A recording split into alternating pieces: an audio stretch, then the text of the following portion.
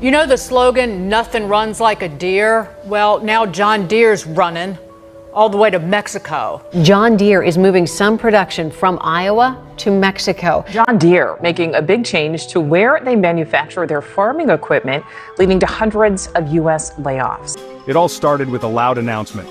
John Deere, the name every farmer swore by, was packing up some of its manufacturing and heading south. Not just down the street, but across the border to Mexico. And that's when things really hit the fan. Trump didn't take it lightly. He went full throttle with threats, 200% tariffs on everything John Deere wanted to bring back into the U.S. And Ford, they were just as bold, cutting back investments in America while expanding abroad. Suddenly, the president's vision of bringing back good old American jobs was starting to look like a pipe dream. You could feel the tension, like static in the air.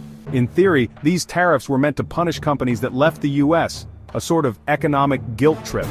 Trump made his case at a packed rally, waving his arms and yelling about how if these companies wanted to sell to Americans, they had to build in America.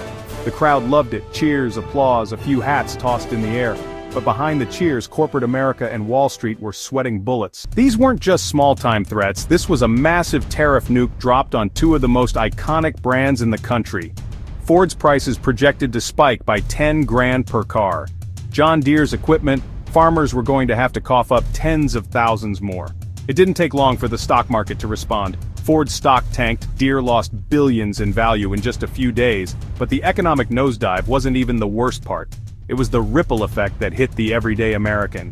Dealerships, parts suppliers, small businesses, every cog in the supply chain braced for impact. Trump's hammer didn't just strike at CEOs, it smacked straight into the livelihoods of rural America. And that's when the mood really started to shift. People who had once cheered Trump's every word were now grumbling over dinner about rising costs and job insecurity. The very folks who believed in bringing back Made in America were now wondering if they'd made a mistake. Farmers in particular were in a tough spot. For decades they'd been loyal to John Deere. That green and yellow was practically a part of the family. But now those machines came with a price tag that could wreck a budget. And Trump, he wasn't budging. Farmers started looking elsewhere. Kubota, New Holland, brands that, funny enough, also made stuff overseas, suddenly became patriotic choices. The logic didn't always add up, but the anger was real.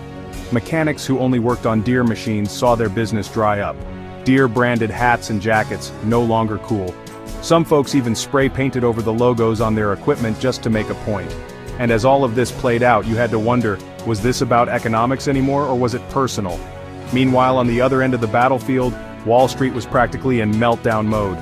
When Trump made good on his tariff threats, Deere stock took a nosedive, investors panicked, mutual funds scrambled, the Dow dropped. This wasn't just bad news, it was a financial nightmare unfolding in real time. Hedge funds dumped shares, CEOs held emergency meetings, and everyone tried to guess what Trump's next move would be. Spoiler alert, it wasn't going to be a soft one. Before we continue, make sure you subscribe to our YouTube channel with the bell notification turned on for more videos. And while Deere and Ford were reeling, their competitors were popping champagne. Kia and Kubota didn't waste a second. They rolled out ad campaigns faster than you could say economic opportunity.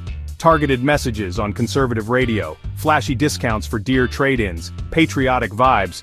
These guys knew their audience. Sales spiked, dealerships couldn't keep up with demand, and even foreign brands got in on the action. Irony? Big time. But the strategy worked. At the same time, Ford was watching its own market share slip through its fingers.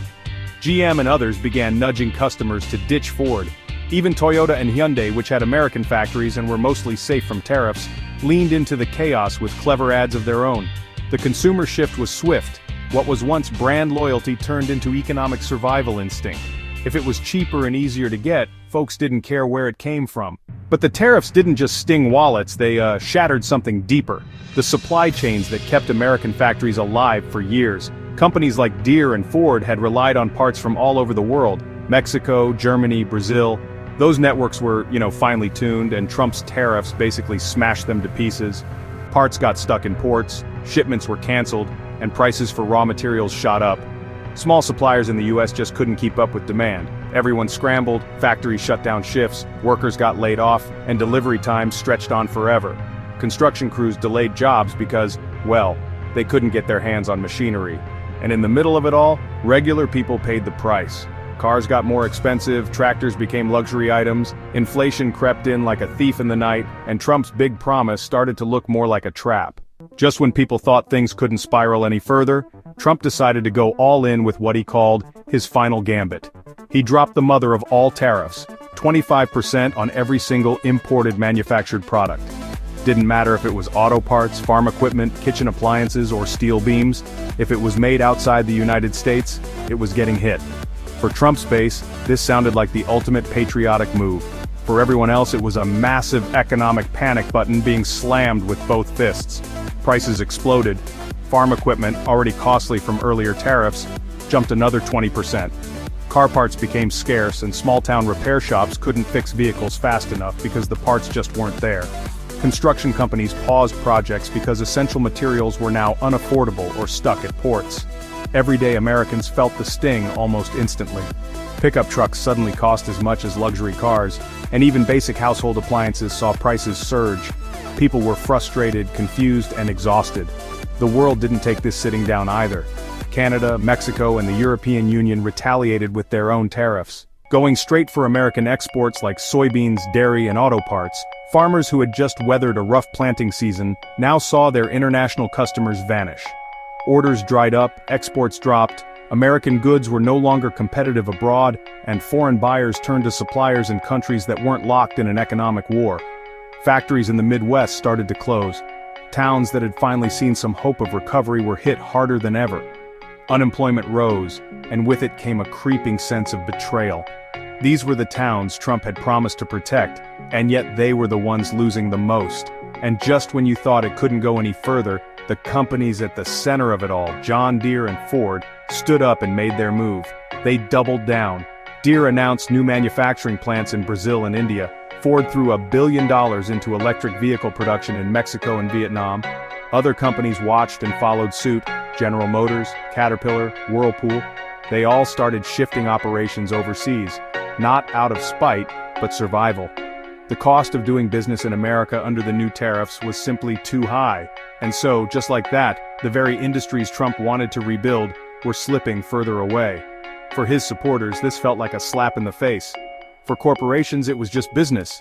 They couldn't risk billions in the hope that the political winds would change, so they adapted, they moved, and they protected their profit. What was left behind were the people, the small towns, the workers, the ones who believed in the dream. That dream, made in America, had been powerful. It wasn't just a slogan, it stood for something. Pride, independence, strength. It meant that if you worked hard, your job would stay here, your factory wouldn't move, and your community would thrive. But by the end of 2025, that dream was on life support. Globalization has changed the game. Automation has wiped out millions of jobs. Supply chains stretched across the globe like webs. The truth was, even before the tariffs, the system had already shifted. Trump's plan didn't reverse that. It sped it up. The human cost, that's where the real tragedy hit. Farmers who had depended on John Deere equipment couldn't afford it anymore. Their tractors aged, repairs became impossible. Some had to sell their land, others took out risky loans just to stay afloat. Factory workers in places like Ohio and Michigan were laid off as Ford shifted gears. Some of these workers had been with the company for decades. They'd raised families on those paychecks. Now they were left with nothing. Small businesses that depended on those workers, diners, hardware stores, family-run dealerships, shut their doors. It wasn't just about jobs, it was about identity. Whole towns began to feel like ghosts. The sense of community, of belonging, of economic purpose, it all cracked under the weight of a trade war that promised to save them. And in the middle of all that, you had the one question no one could quite answer: who won? Because it certainly wasn't the people on the ground. Trump didn't get the factories back. The companies didn't fold. The prices didn't drop. Instead, a handful of global players adjusted and adapted while the rest were left holding the bill. In the end, this wasn't just a story about politics or economics. It was about belief, about how a country can sell itself a dream only to watch that dream shatter when the realities of the world push back. Trump may have started the fight to bring back American manufacturing, but the world had already moved on.